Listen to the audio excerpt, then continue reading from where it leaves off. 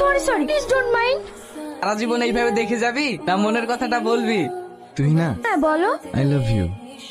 তোমাকে আমি কতদিন বলবো আমি তোমাকে ভালোবাসি না? অনেক নির্লজ্জ বেহারা দেখেছি, কিন্তু তোমার মতো একটাও দেখিনি।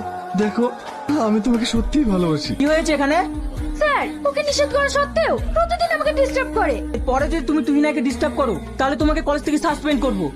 তুই না একবার আগুনকে চড় মারলি, পেয়ে দেখলাম জঙ্গলের দিকে যেতে। ও যদি রাগের মাথায় কিছু একটা করে ফেলে। দেখ তুই না, তোর কিন্তু আগুনকে সবার সামনে ওইভাবে অপমান করা উচিত হয়নি।